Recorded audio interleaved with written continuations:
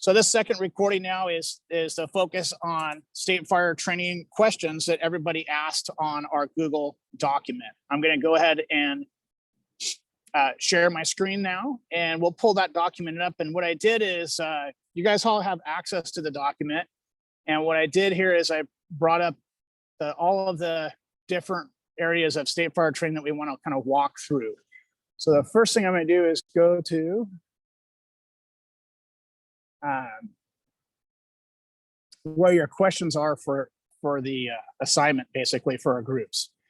So this is all updated to the initial assignment. So I went in and answered the questions so that in the event that someone couldn't attend today and wanted to review, or after the fact you want to access this, this document will be, yours to use to access. Sometimes the state fire website is the navigation of it can take you a little bit of time to find what you're looking for.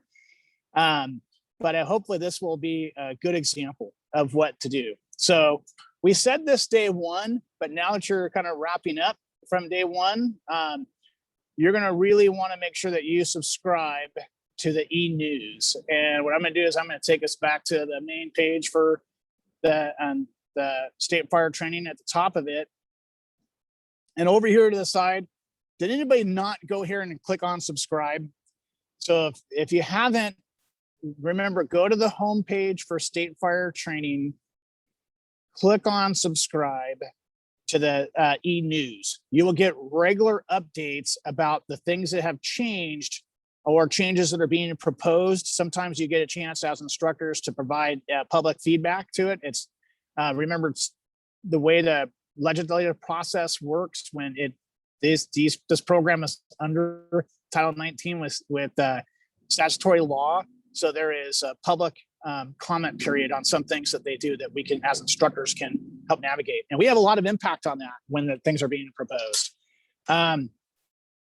So the other thing I want to look at is go back to, if everyone's done the SFT news, that was my first thing I wanted to do, just to get a good reminder of that as future instructors for state fire training. And then let's go over our questions. So group one, the first question that they had and oh, by the way, when I ask the question and share the question, if you asked this question, please come off of mute and let me know that you asked this question. That way I can ensure that we answered it correctly and you don't have any follow-up questions to it. So group one, I know Jeff and a couple others are in a meeting this morning, so I'll make sure they get a chance to come back to it, but we'll go ahead and answer it now. But the first question was, and this is probably right out of a TO, right? As a state certified instructor, are we able to access the employee's Acadis account to verify they've taken certain state courses? And basically the answer to that is no, because your accounts are only going to be accessible by the pass holder for it. However, this is something your training chiefs may look into. Inside of Acadis, you can do a lot of things with it. You can generate a report, and then you could upload that report, for example, into your target solutions as an assignment, and it shows everything that you've done.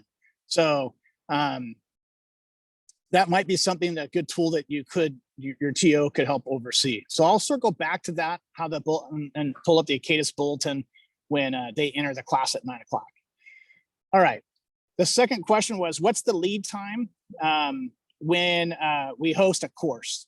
So what I did is I pulled up just the links to how to schedule a course, and then we'll go into a course request form. So with respect to course scheduling, and you can get to it right from the front page of the State Fire Training website, but I'm going to take you to just the course scheduling page, because a lot of your answers to your questions are going to be found under course scheduling. So for state fire training, think of it as two programs. One leads to certification. If you remember from day one, the SFT program, those are your driver operator classes, your company and officer classes, chief certification courses. They lead to certification. Those diplomas you receive per class lead to a certification. And then the second part is certification with specific type of classes. And you guys know, like your rescue one class, your firefighter survival, your RIT class, whatever that may be. Those lead to individual certifications, but not a certification track, as you will, like with asbestos. So the course scheduling form, when you look at that course scheduling form, it basically right on the front, it's going to tell you to answer that question. It takes you want it 4 weeks before the start of date of your class. So make sure that you have your class uploaded 4 weeks ahead of time. You have your plan and you've sent it off to state fire training.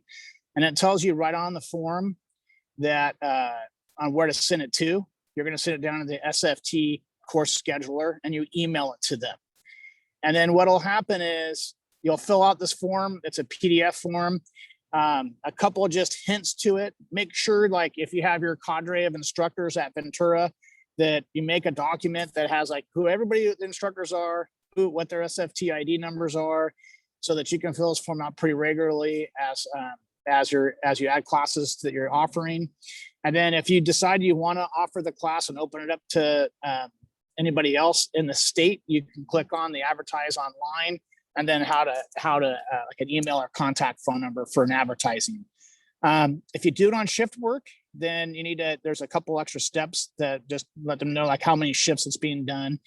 And then make sure that that you know how many students you're going to have, and that your students has to match what the ratios are, and also what the class max size is. So who wants to come off of chat for a minute, and I'll just walk through a couple steps what I mean by that, and tell me what class you want to teach for state fire training.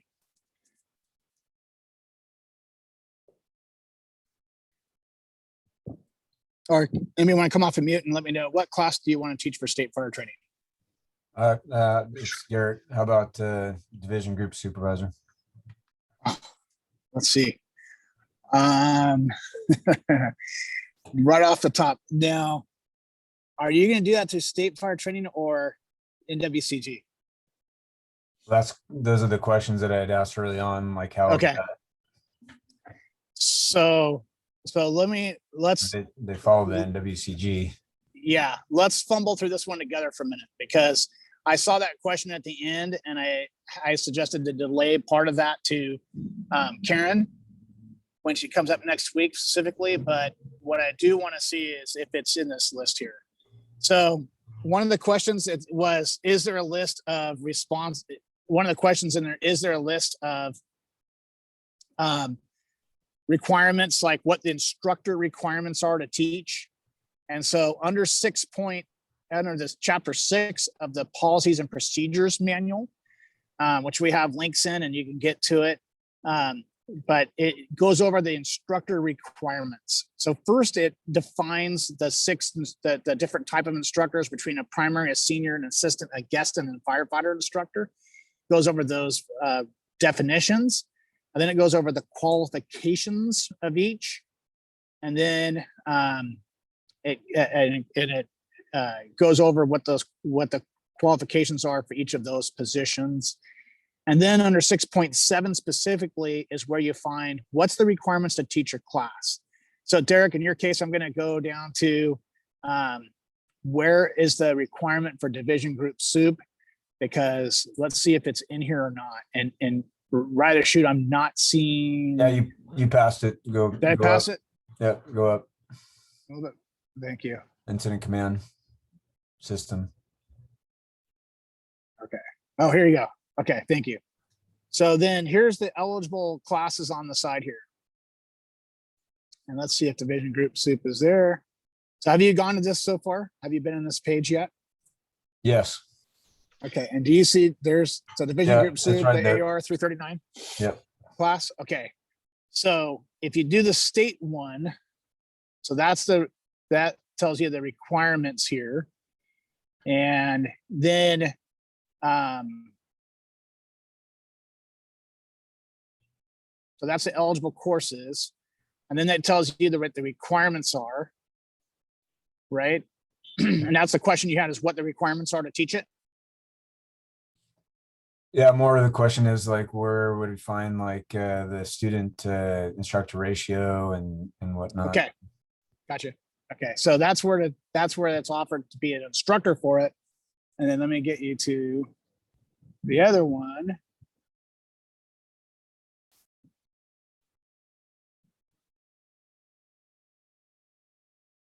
I'm trying to. Where do we go here? Okay. Now we're going to go to like the course plan for it is what you want, right? So we're going to go down to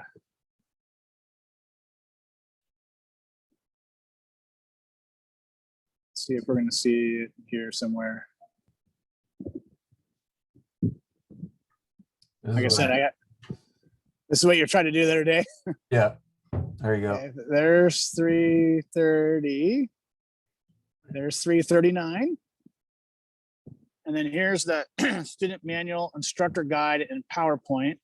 Have you done this already? No, that's what I couldn't find that. Okay, so I'll just go backtrack so you can see where it's at. So F step. So from F step, go down to here's the ICS, Got it. division group soup. And then the instructor guide may include, we can pull it up just for a second here, but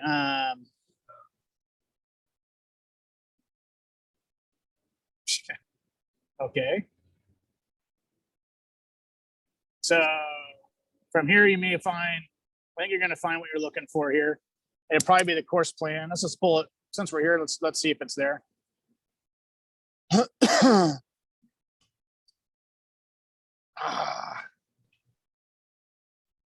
make it? 339 division, instructor guide, PowerPoint. So let's take a look at this one. It may have the course plan right at the beginning of it. So is this is what you're looking for, basically, right? Yes. Okay. So does that make sense for yours? So the F step's a little bit more detailed because, and then I think you're going to come across the fire scopes right here. As far as the NWCG component and how that connects with state fire training, that's the question I want to table for Karen next Thursday or next Wednesday. Does that sound good? Okay. But this should get you there. And then when you get qualified to teach it, make sure to advertise it so I can come out to Ventura. Well, I already teach it. It's just a matter of how to make it. Oh, good. How I make it, state qualified. Yeah, because I'm curious of that too, and I saw the change, but I haven't heard about it yet in the meetings that we've been having between the colleges and the state. So that'd be good. That'd be good to kind of have her lead off with that one, and I'll brief her ahead of time so she can plan for it. Okay, so we're gonna go back to our questions then. So does that answer 4 weeks of that, 4 weeks in advance, and then the scheduling there? And then now the next part's the subjectivity. The next question was, is there subjectivity in how we evaluate a class manipulatively? This question, so that I don't go on a tangent, is the person who asked this question in the Zoom meeting yet? I'm going to table it until I think Jeff is asking that question, and he'll be in here a little bit after 9. Okay, group 2. To teach a state fire course, do you need to take the course after this instructor course, or can you have taken it prior to? And the good news is you can have taken anything prior to, as long as you have the diploma from the class that you took, then you can teach that class unless it has obviously the specific requirements. So for example, let's walk through a confined space tech class, right? Anybody want to teach that class? But it could be the same for firefighter survival, confined space tech, any of the rescue classes. So you've probably taken those classes already as a student. Then you get registered as an instructor in the state fire system. So you've taken the instructor 1 and 2 classes, and now you want to open a task book. So you're opening up a couple things. You're opening up a task book for the instructor. You've completed your task book for instructor 1, the 40 hours of teaching. You open up a task book for instructor 2, the 40 hours of teaching. And now at some point you can have multiple task books open, but you're going to want to open up the task book associated with that rescue class, whether it's Rescue 1, Firefighter Survival, the RIC course, Confined Space Tech. You're going to open up that task book with that class. You can have multiple task books open for teaching, and I think it's 5 total. Kind of mimics the CICCS task books, and essentially here you're able to then get qualified and registered after the completion of that task book for that rescue class they're trying to teach. So does that make sense? And then the second part of this is when you finish our class, you need to get into the Rio class and ethics class. And if I recall correctly, did you guys have a class already scheduled up there for those, for Rio and ethics? The Ventura County folks have taken both those classes already. Perfect. Okay. So now this is the last class that you finish. Then you can get, and then you have your task books completed. Then you submit to become a registered instructor with the state system. And you should be set. Then you got to get registered for a class. A lot of times we'll promote, like, look for a class that's the least path of least resistance to get registered for. So for an example, an auto extrication class, you probably have the basic auto extrication cert or ICS 200 cert. You have those basic certs. Get registered to teach one of those classes. Once you're in the state system as a registered instructor, you're not going to get kicked out. And then you just build your certifications up from there. But if you're like waiting to get, you want to become a Fire Control 3 instructor and you got to go through a number of things to get there, that may take you some time. So after the conclusion of this class, you guys have the other classes you need, get registered as an instructor. And I suggest ICS 200 or basic auto extrication as a class you can get. Because there's no task books associated with them. They're pretty straightforward. If you haven't taken those classes, somebody in your department that has, do a quick ICS class, get everybody in, and then make everybody registered after that. That's probably the simplest way to do that. There is any questions on getting registered? I know we put a video up in the class. Do you guys want to review that process to get registered as an instructor? Or do you feel good about it? And we just keep going down the list of questions. Okay, hearing I think that everybody feels confident on how to get registered as an instructor, I'm going to move forward on to the next piece. So this one was a good question. How do you find a list of qualifications or prerequisites to register as an instructor for that? So I just made a link directly going right back to the procedures manual, and I'll make sure that everybody can see that. And again, this is going to be kind of where we're starting to take you down the path with that division soup question for that class. But basically for this class is the command, classes for the instructor disciplines. So under 6.7 of the policies and procedures manual, it clearly lays out what are the requirements to teach these courses. So does anybody else have an example of what they want to teach? We can look up and just walk through this as an example. Yeah, can we do fire? Yeah, Chris. Fire control? Yes, please. Oh, okay. We're going to try this. I say that with my smile because we're also going to table some fire control questions that I have personally for Chief Petty, because there has been some things that is evolving. And I don't know that this document has kept up with the involvement of what the class is. So what I'm going to do is let's go to fire control now. So it is in here because I anticipated your question, but it didn't. 80? Say it again. I think it's page 80. Okay, perfect. You've been here. Yeah, it's cruising. I like it. Okay. So let's just go boom. Are you there yet? 80 to 79, boom. Fire control. Okay. So these are so over here on this side are the different fire control classes, right? So that anything between fire 1, 2, and then 3A and 3B, and then the 4 and the 5 and so forth. So those are the different ones. If I had to guess, you guys are just probably doing the 3A, or excuse me, the 3B course, and then maybe fire control 4. Anybody you guys have an airport there? Maybe are you doing 5 too, or is that somebody else have the airport authority? I think right now somebody else has the airport authority. So you guys are focused, is my statement right? 3 fire control 3B and fire control 4. 3B. Okay. I believe they're going to change it from A and B just to fire control 3. Does that sound familiar? Yeah. Because right now, they give you they give you first the professional experience qualification, 2 years for the class, and then they have the task books associated with them. So you have a task book that you have, and they're still using the term in this area, the primary instructor, because I'm still catching up to this, and I want to have Karen help us with part of it. But it's my understanding that they're changing the terms primary for fire control, and they're adding some additional requirements, like you have to have safety officer as part of it. Have you heard that yet, Chris? Yeah. I heard Okay. that one. Yeah, and see, it doesn't. And when I come across the task book, I'm not seeing that here.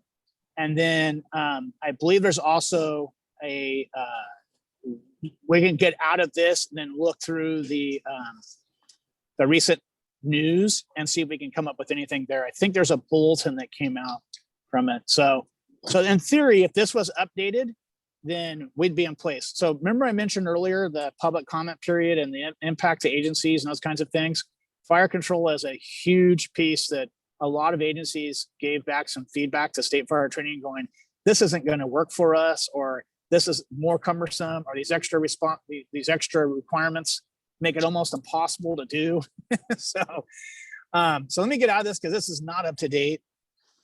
Let's take a look here and see if we can go to the main page and see if we have any recent news for that. So I'm on the main homepage right here, right? And a lot of times you'll see stuff right here. I'm just going to thumb down a little bit because that has the most updated stuff. And then, so now I'm going to just look at last year's stuff. Fire Control 3 curriculum, instructor. So there's the change, right? On 10/20, this is when it came out. And then the instructor goes, here's just it's called Live Fire Control 3. Have you seen this yet? Okay, and this is just the course plan. Yeah, I don't think I've seen that one.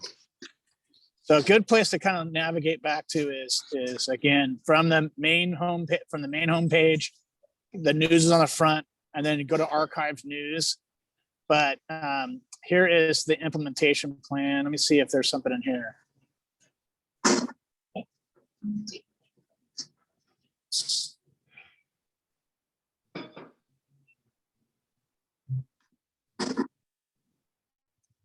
So instructor, acquired instructor live training. Here you go. So they basically, let's see, it's coming back to me a little bit. There's 2 steps. So there was a grandfather period for existing Fire Control 3 instructors. Did you guys have some existing Fire Control 3 instructors already? Yeah. Okay. And then were you one of those? No. Okay. So then you're going to be required to go through the new requirements. So if you had some previous Fire Control 3 instructors in the state system, they had to have a letter put in place with state fire training before December 31st of 2020. And then they got like what state fire training refers to as historical recognition. Anybody after that date then had to go through the new requirements. And I want to see if the new requirements are linked to this somewhere. But here's the instructor part of it. You have to go and take the instructor live fire class itself. Yes. Are you guys doing that class in-house? Yeah, we just did that. Okay, so you're already ahead. And then I believe in addition to that, I know that safety officer is one of those requirements to that class. Yeah. Okay, and maybe a few others. I was trying to pull that up, that actual bulletin up itself to see if it had, whether, there you just got to get down here. Here it is. That's what I was looking for. Okay. So you had to be obviously a registered instructor, then, because this is the answer to your question. Here's that safety officer, 300 ICS 300 was the other requirement. Then your fire control 3, the actual class, right, as a student. So the fire control 3 class. Then you need to take one of the 2 classes. If you're only going to do it, like you probably have a burn building there, and you're only going to do the fixed building, right? Do you guys do any acquired structures there? No, not recently. Yeah. We have our own fixed facility. Yep. Keep it simple. Do your fixed facility. Yeah. And then, so you have to take that class. So you teach that, or someone's taught that class to you guys. Then when you have all of that, you got there's the change here. Held the permanent position for 3 years instead of 2. Remember, we saw that earlier. And then you have a task book, right? Yeah. Okay. And then I think that takes you through most of this requirements. Does that help you get through like what the requirements are? Yeah, Okay, thank you. perfect, good. Good. Because it's just learning to navigate their system, on the website. So that's helpful. I know a lot of you are probably looking to get into that part as well. So very good. Okay, I'm going to go back to the questions here. And then, so that should give you a good guidance to number 2 from group 2 questions on like where to get the qualifications. So you can go to the policies and procedures manual. You can also, as the policies and procedures manual gets updated, look for updates from the homepage, spend some time that archives news. That's a good spot there as well. The third question was what Derek had, which was the FEMA-based NIMS classes and NWCG. We're going to defer that to Chief Petty because I think it's a great question and I need to get some insight to it. I do know that it sounds like you guys already saw the PACE 2. So the process for PACE, I wanted to bring that up. So let me go back to this for a second because where do I put PACE? Somewhere, one of my links up here is the PACE one.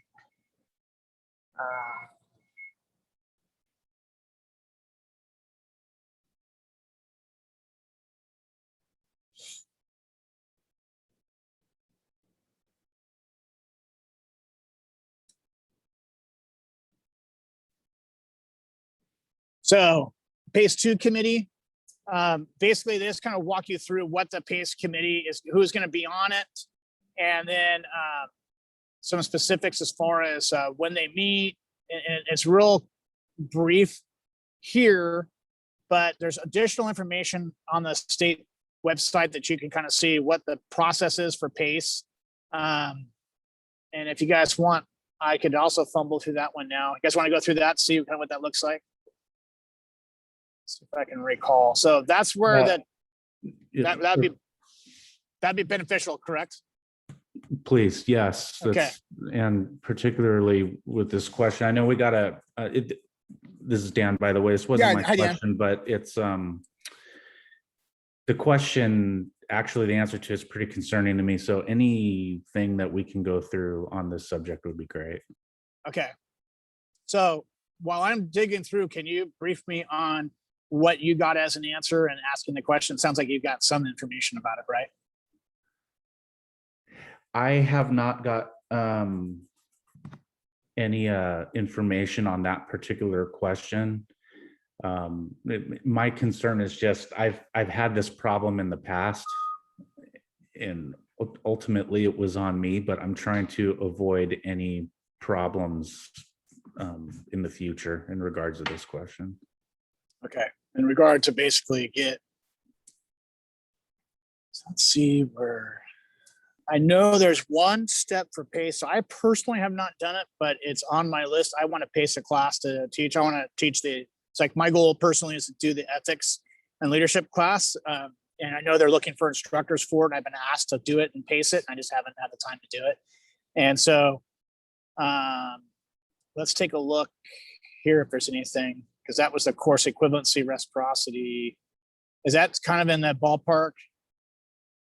A lot of this, there you go. There's PACE 3. So course challenges. Is this kind of where you're looking at for PACE? Are you trying to make sure I understand what you're trying to do? You're trying to get qualified to teach a class, or recognition for a class you've taken? Recognition for classes that I've taken. Okay. So that's going to be the PACE 3 committee. And so just kind of go back. I'm going to just take you back to a quick, show you exactly where I went to. Okay. So basically at the bottom of their homepage. So the bottom of the homepage is the course equivalencies and respiratory challenges.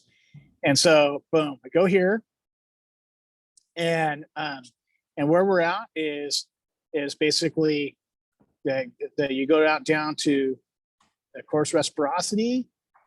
Now that's not and then you have the course challenges. So the state has a process that recognizes that applicants may have a non-state course. They got it from other agencies and not an approved reciprocity list or equivalent tables that we have on the equivalent tables. You saw those on the procedures manual, right? So that's where you could find those. So first start there. If you don't have it there, then you're going to look and follow this process. And there's a fee for it. So when you apply to do it on the fee form, it'll take you to, here's the PACE, the peer assessment for credential, here's the requirements for it. And it's not cheap, right? So anyways, that gives you an example of what the requirements are to do it, to pay for it. Hope that you get the answer you're looking for. Yeah. And then you got to follow the process for, so a lot of times I know that you needed these kinds of materials to provide the syllabus for it, right? Correct. Syllabus and description, all those things. Yeah. So what class are you trying to do PACE on? Well, Yeah. Mike, I had, done the fire officers track and have all that squared away. But, I went through the instructor 1A, 1B, 1C and all those courses, and then they disappeared. And I kind of had to go back to, instructor 1, instructor 2, Rio Yes. and ethics, right? Yes. So while I have to, the only class I have left to take is instructor 1, and I'm taking that next month. Okay. I understand, I was able to get into instructor 2 because I had taken those in instructor 1A, 1B, and I met those prereqs. And so now I'll go back and I'll take instructor 1. But what I'm concerned with in regards to this question is, having been through all those classes that go back, to around 2001, 2002, and am I going to run into the same problem that I have now? Where it's going to get switched up, and then these classes are no longer going to be valid. So let's walk through. This is example. This is the exact reason why, like if you did the old, because I used to teach the old 1A, B, and C, right? And then as soon as 1C was done, we would basically tell everybody, just like we're doing right now, get registered. Right. So as soon as you're registered and in the system, in the database as a registered instructor with state fire training, then unless they come up with an instructor update course, which they've done 2 in the last 20 years, where they go, hey, everybody in the state has to go through the instructor update course. And then they do rollouts of those. Then you have to maintain that. So they did that. And then if you didn't finish it within a given time, they kicked you out of the database as a registered instructor. Okay. So that would be the only way that once you're registered, you're in. Okay. Okay. So yeah, and again, ICS 200 and AutoX. If you have those certs, just go put the paperwork together to submit to be an instructor, and then you don't have to worry about it again. Yeah. Hopefully that helps. Yeah, it does. And that was great to hear. And I remember back during, I think it was instructor 1B, they said the same thing. And I was working through that in my department for, God, what was the course? It was for RS1. Okay. And I started the paperwork, but then there was issues in our department over whether we were going to blah, blah, blah, like anywhere. I'm just wondering how I would find out if that ever went through, or I don't think it did, but So the simple way to answer that would be go to the instructor database and see if you happen to be in there. okay. And if you are, drop the class that we're in right now because you're already set. No, it's cool. No, I'm just teasing you. But Yeah. because in theory you'd be already in, but it doesn't Yeah. sound like you are. And Yeah, I Dan, don't think so. your experience is the exact one I bring up right now, right? Mhm. You want to be an instructor of a technical class that requires a task book that you have to do like 2 or 3 times. The class is offered once a year. All of a sudden, it's taking you 2 years to do a task book, Yeah. right? Yeah. And then life gets in the way. Let's not even talk about everything else we really do for a living, right? Right. So now you're boom. You all of a sudden they change something. You didn't get in, and then you find yourself in the scenario that you're in. Yeah. And I'm frustrated. I'll be very upfront. I am frustrated with how things have evolved with the instructor series because I feel like they have changed it and changed it and changed it in the last 20 years. It has been a challenge. And we've given a lot of feedback to the state about that because it's difficult to maintain instructors. So the good part is some of the new process when it did have to change to meet in it because it all revolves around NFPA. Mm-hmm. When it did change, at least it changed from 3 classes to 2 classes to teach in the state system. So it's 2 40-hour classes because it was 3. Right. And that was a lot of feedback that we all gave from the colleges going, man, it's expensive. There's no compensation to get this point and so forth. So Right. you got it. Cool. Okay, cool. Let me go back to the questions then. And so that kind of fits in with 3. And Derek, was that your question? Derek, sorry. Dan, was that, he's just walking away, but I'll catch Dan. I think that was Dan, was that your question number 3 on group 2? It was not. And but when it came up of all the questions I read, man, I was like, thank God someone asked it because they just beat me to the punch. It's a very good question. Good. Okay, cool. And then in group 3, I'm going to move the next one.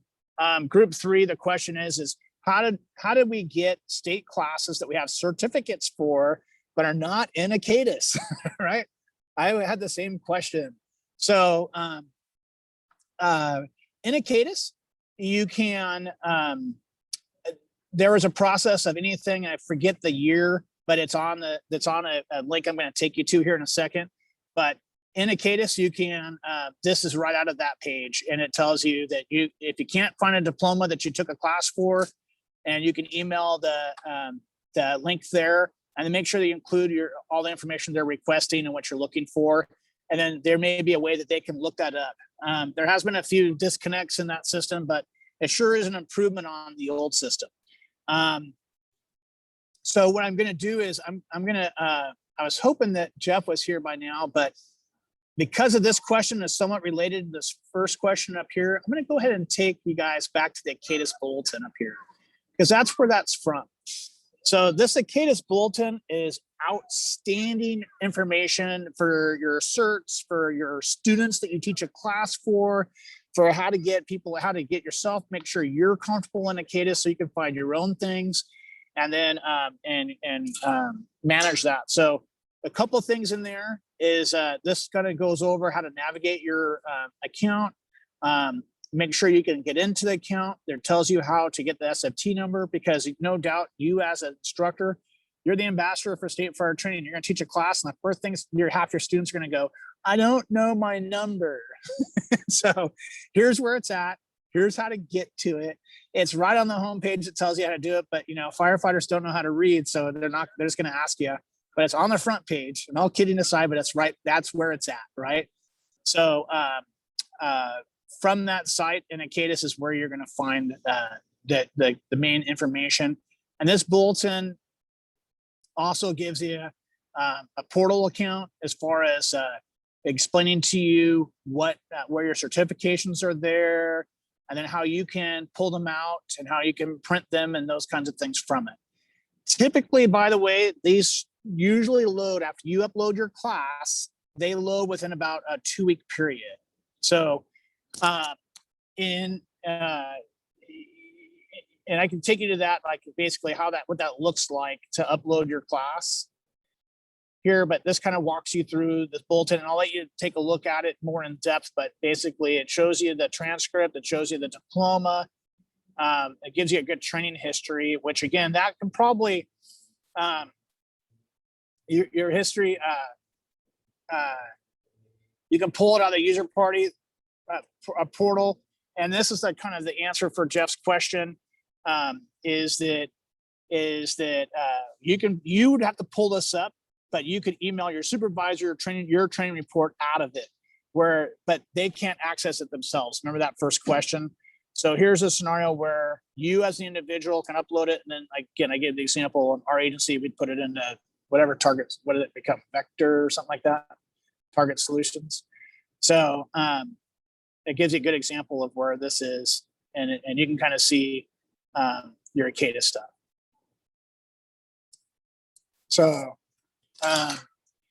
gives you an idea of your state fire training number. Again, when you log in, how can you recover your account? And then you've logged in, but you can't see in your training history. So it gives you all this kind of stuff. It gives you a definition of diploma versus certification. Remember that definition, right? Diplomas, you give them at the end of the class, like you're going to get a diploma for Instructor II, but you're going to get a certificate when you've completed all of the classes in Instructor and became a certified instructor after Instructor 1 and Instructor 2, and you're finishing your task books. All right. Oh, and one comment, using the state system, a lot of times you're going to see, make sure your pop-up blocker is disabled, because there are several times that the pop-up blocker will prohibit the state system to work. And I know people in our department I've helped walk through that have had that problem. So make sure you do that. All right. Again, this is a good link. I've just embedded it into this document for us. That Acadis bulletin. As a future state fire instructor, I would take that link and make it a favorite on your web page for your internet provider, so that you know exactly where to call that from and refer to it. All right. Let's see. Any questions on that part? I think that makes sense on where to do that, and it gives you a good link on it to help find those. The next question was private groups. Is anyone looking to teach privately away from the fire department, but like teach with a private company or start your own company or whatever that case is? Over the years, I did run a private business doing state fire classes across the state for a while with a cadre of instructors.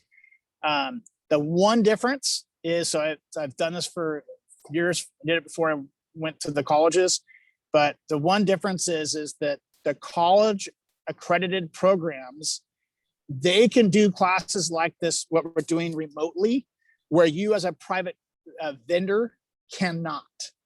But outside of that, you fall, as a private vendor, you fall right in line with the state requirements that the class meets according to the state course plan, that the instructors meet the same responsibilities that are outlined in the policies and procedures manual, and absolutely you can go. I will share with you the community colleges with budgetary restrictions, they do have problems trying to do some of these classes. So you're fortunate in your guys' area. I highly encourage you to continue that affiliation with Oxnard. Oxnard has a business model that allows you to do classes they need for agencies. When the TOs come up with, hey, they want to do things, they can do them all day long through the college. Where in San Diego area, we don't have as many, we have some restrictions to our budgets. But so Oxnard's a great opportunity there. And that kind of goes right into I'm going to skip to question number 4 from group 3, which was, do all of the state academies and or colleges have the same minimum requirements? So the answer is basically yes. So in the community college system, there's 114 community colleges, and there's roughly about 42 or 3 that are accredited regional training programs, or ARTPs. So there's 2 sets of responsibilities, or 2 sets of requirements. You have the community college requirements, and those are that you need to be, it's required for vocational instructors. So that's for any vocational career tech is what we use the term now. But if you're teaching in a career tech portion at a community college, you have to have a minimum of 5 years of experience in that field. And then you need an associate's degree, a 2-year associate's degree. So you have to have a degree of some type to teach in a community college. That is a standard up across the state. There was some recent legislation that has some degree equivalencies that they have tried to expand to, which is leading to helping to get some more diversity in the instructor pool. So, but individual community colleges have had to also take on that and update their systems. So mostly it's recognized 5 years and a 2-year degree. If you have an associate's degree, it's 3 years. And excuse me, if you have a master's, start over, Darren. If you have a bachelor's degree, and then it's only 3 years of experience. So that's the community college side of it. Now we go to the accredited part of it. So for a fire academy that is affiliated with a community college or any fire academy, let's say Oxnard, or let's say Ventura County became a locally accredited program, an ALA, accredited local academy. The requirement is the same at the college. You're just tied to the state fire training requirement, which is Instructor I, the 40-hour class most of you already taken, the ethics class, and then if you're going to be, and that allows you to become an academy instructor.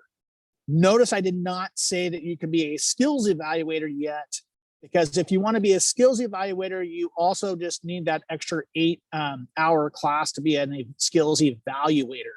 And then that class allows you to be either the main skills, the lead skills evaluator, which is the academy lead or the coordinator of the academy, and then or a skills academy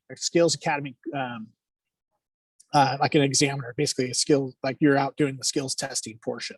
That's an additional 8-hour class. So are those requirements pretty clear? Is that the seat? Sorry to interrupt. The C?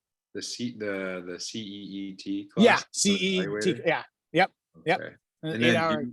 do you just register for it after you take the course? Yeah. So after you take the course, so let's say, Chris, you're going to take the course, and then right now, Oxnard is like, you guys are doing your testing through the college, I think, right? Yeah. Like, okay. So then you're going to go through Mike or through Matt or through the academy coordinator, and you're going to go through them. You're going to write a letter and it's right on the evaluator page, by the way. Let's just take you to that page because I had it up earlier.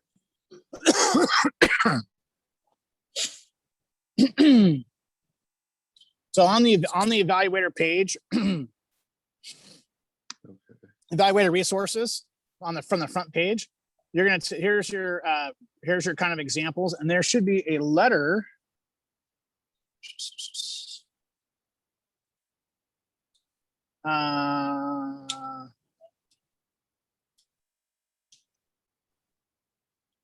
There's an example letter here somewhere. Is that the chief's I letter? think, Yeah. yeah, Okay. yeah. So it should be, it's on one of these application. Here you go. So there's a experience letter. So that's the example letter. They put it on letterhead for Oxnard, and then they file it with the state. And then you get a cert that basically is that you're now a lead skills evaluator or a skills evaluator that's in your portal in Acadis. And then you're a recognized evaluator. And with that, you can take that and you can work anywhere at some of the other colleges too. I mean, if Anglin Hancock's probably always looking for people, you can go up there. It's another opportunity to work in the college system. And if you can get in the college system, I highly encourage the opportunities there can be very plentiful over your career, and it's a good fallback plan or a good retirement plan too. Okay, and then let me go back because we got about 10 more minutes, and I have I know at least one more question I know I want to circle back to. So the difference, number 5 was what are the benefits of being a certified and registered Instructor II? And so for that one, I think we've said it, but I'll just restate it. Instructor II can teach any class you're qualified to teach with the exception of the Instructor series. So if you decided you loved Instructor 1 and 2 and you want to teach them one day, those classes have some additional required F-step courses you have to teach. And then you come essentially with is another level, Instructor 3, and then that allows you to teach Instructor 1 and 2. So if you're interested in that, if you're interested in that, maybe just do an offline thing and email with me, and we can do a little Zoom and kind of walk through how to do that. But it's like 3 more 40-hour classes. It used to be 4 more, so it's nice that it's gotten a little bit easier, but it is quite a bit more because you get into a lot of really in-depth stuff with audio visual, more of the legal aspects of some items, and test analysis and test development, and those kinds of things. So that's number 5 question. And then let's talk about this hazmat. Who's my hazmat instructor in here? Are they there? Are they here? Yeah, that's me, Kelly. Oh, hi, Pat. Okay, good to see you, Kelly. Yeah. Yeah, you got me too. And who is the other me? Seabrook. Okay, Jeff, gotcha. So guys, hazmat, man, you guys asked, we could talk hours about this, but here is the down and dirty. Are either of you CSTI outreach instructors also, or just state fire training instructors? We both are CSTI. Outreach. Okay. I too do the outreach as well. So I'm familiar with both programs. And so what happened in a nutshell, CSTI lost pro board certification, like, I don't know what, 7 or 8 years ago now. And then they were trying to figure out the value in it coming back, as state fire training went out and got the IFSAC and pro board push for national model. Then CSTI had to turn around and they had to go back and update their curriculum. So now so the first part is for outreach, you guys probably know this already. Now there's like 2 different versions of the FRO and FRA and IC hazmat for the IC class you can teach, right? One set is a little longer. It's 24 hours for FRO as an example, and requires hands-on skills. And then if you did that one, they get a pro board certification. We guys good with me on that part? Yeah, we're actually in the process right now. And that's what we did last week. And we have another half of the class because of COVID that we're doing this week with the More hazmat? Yeah, for CSTI with the pro board. Teaching a FRO class, or? Yeah, FRO and FRA. Okay. Teaching them as out. Okay, perfect. So are you guys doing the pro board CSTI class, or are you doing just the traditional one? No, we had to actually, we overhauled our whole curriculum, and that was kind of where the confusion was. We overhauled it to meet pro board compliance, pro board standards. Yep. But also there's that second layer on top, and I don't want to take up too much of the class time, but understanding if that CSTI pro board cert is fully recognized by state fire training, or if there's an additional testing process that gets you in the door to do that firefighter 2 hazmat. Yeah, you're right on cue. If you do the new one and you updated your curriculum and you're doing a full one that's pro board recognized, it's my understanding that the state recognizes that class. Okay. So that class should be, and we're gonna just have Karen give some feedback to that one. But that class should be recognized as the 1B course plan, like the same, right? So let me see, I had it up a minute ago. Did I lose it? Boom. I brought it up. Because as you know, Chief Pike's trying to bring us in on the state fire training, get us all legitimized through that. And we want to make sure that we stay current with the hazmat requirements as well. Yes. And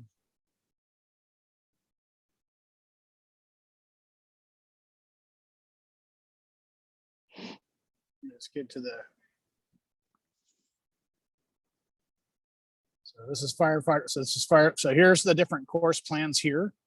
Right up at Coming the down. top, it has, there you go. Yep. The FRA. And where is the,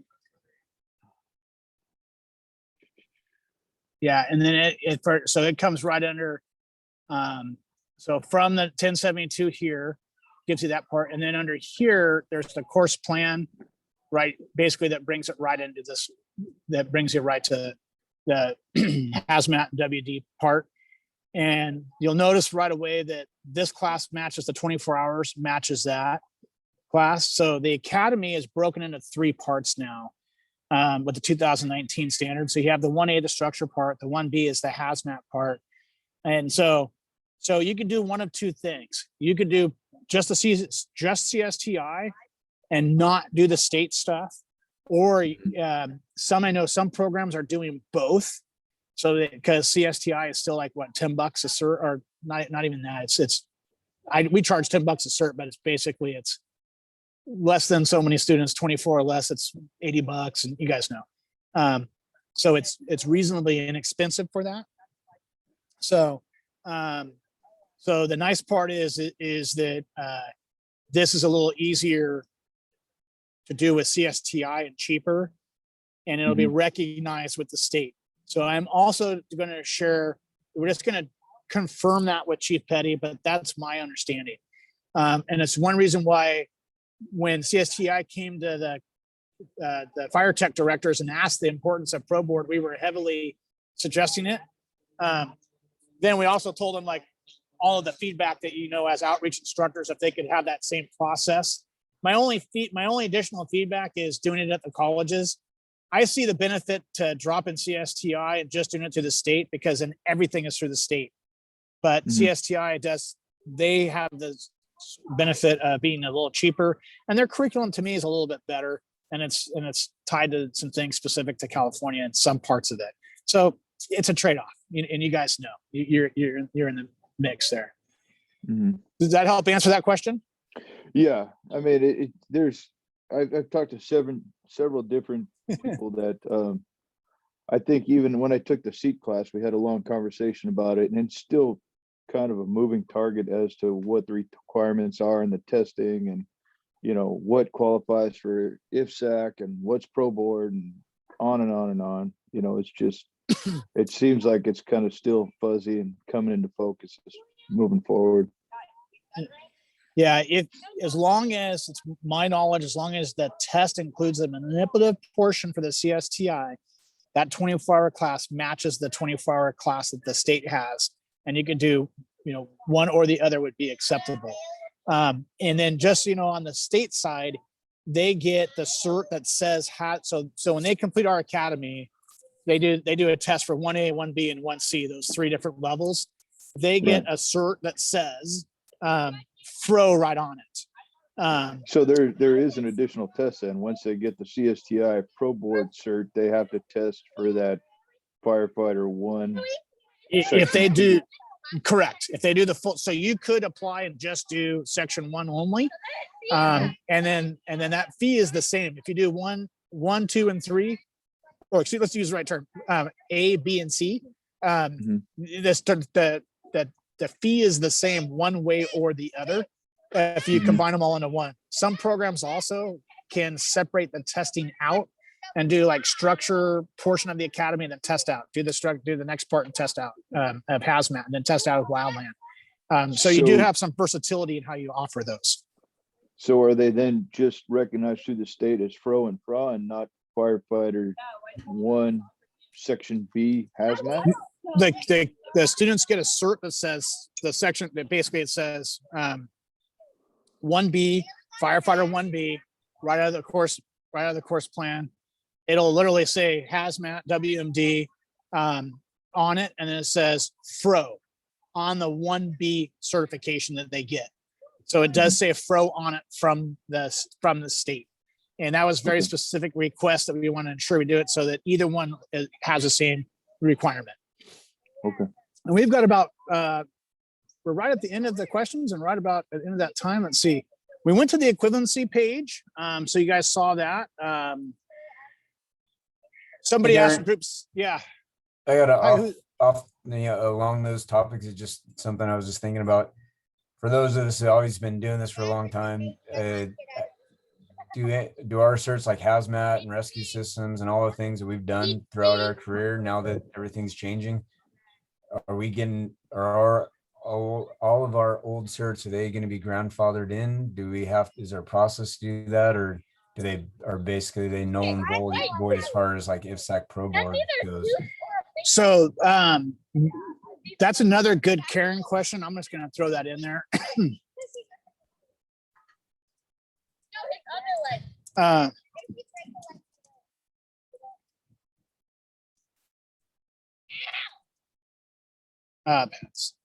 So there is recognition for this. I give the example, somebody wants to go to, a captain wants to be a chief, right? And in the new system, as we have the chief officer series in place, there needs to be recognition from one to the other. But the way it works, it's the way it's designed as the state gets into the driver operator, and if the driver operator curriculum's updated and that becomes a testing one like firefighter 1 and 2 are, and then captain and then chief, you can progress from the position that you're in and the certs that you have to the next level. You don't have to redo anything. And there is a process for that. I'll have Karen talk about that too, because I think that that's another piece of just the evolution of how the future looks for it. But yes, there's recognition for all of that. It's my knowledge that that you're not going to have, the certs will still be good and recognized. And that comes into play for the certification process, especially once you go from out of firefighters to driver and then captain and then chief. So we had some challenges with that when we started doing the chief officer series with people who didn't have company officer, but they wanted to be chief officer, right? Like they were never in the state system for a company officer because their department didn't have it. And now they want to be a state chief, chief officer in the state system. So there's a recognition piece for those folks too. Because imagine like your department, you have rank people all across your ranks that don't have some certifications because you didn't need them in your agency, and now all of a sudden you're requiring things, right? So there is process for that too. Well, does that help answer that question? Yeah, kind of. Yeah, and we'll get, I'm going to get Karen involved in that question a little bit too, because like for instance, like I took driver operator 1A, 1B like 20 years ago. Yeah. And it's not, that would not be IFSAC Pro Board at the time, but now the way I see it, it is. So you're it's not yet. It's not so yet. Or so like only, Fro, like I have Fro in the academy, and obviously I have a cert that says I have Fro, but now is that still going to apply as a cert? Like say some crazy reason I wanted to move out of state and go work for another fire department. Oh, now it gets a little fuzzy on that part. That's moving out of state, a whole nother part to these. Are your old certs transportable out of California? No. Okay. So because they were not recognized, so they'd have to get recognized. So that would be if we want to pursue that, let's talk to Karen about that portion, because the other piece is people coming into the state that have it, and that's another piece that's a conversation that we'll table. So for that, so I'll just kind of put a note in here for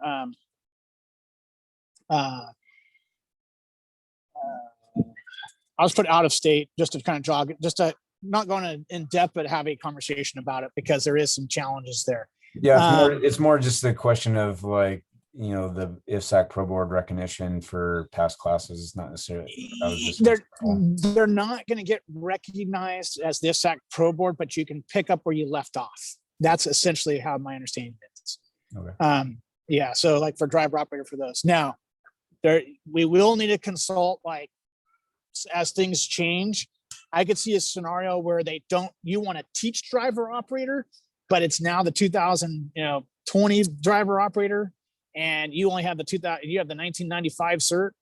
There may be a scenario that they don't recognize that old cert, and you have to take the class again to teach it or pace it. So that would be a question, like, because you guys are instructors, put our instructor hat on. Now that's where that cert may not be recognized.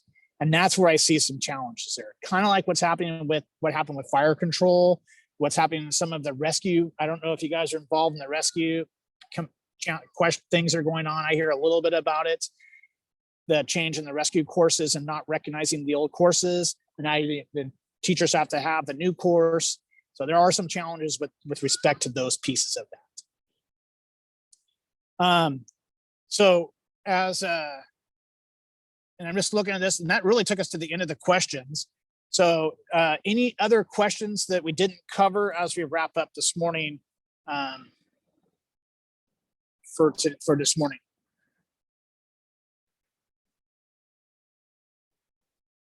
I'm not hearing anything at all. Okay, I'm going to stop the record and then look at the.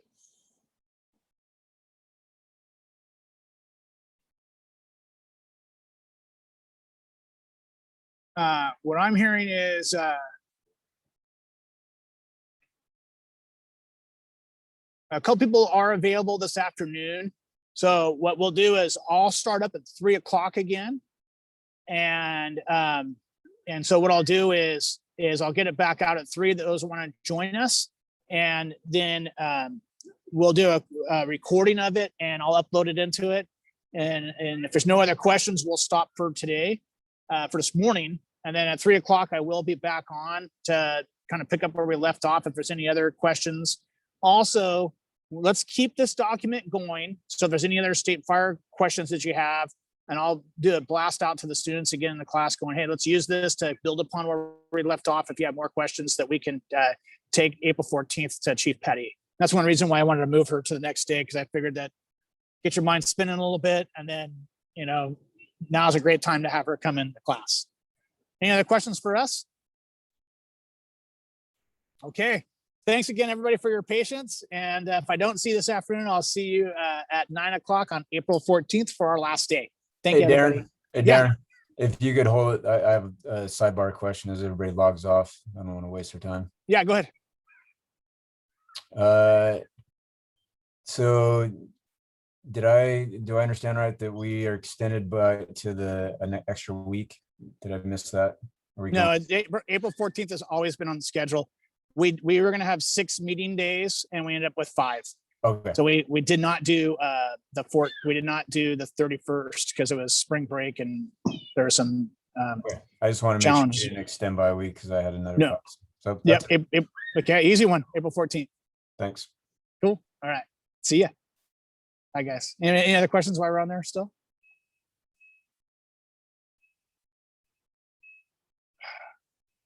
Okay. We'll see everybody later on.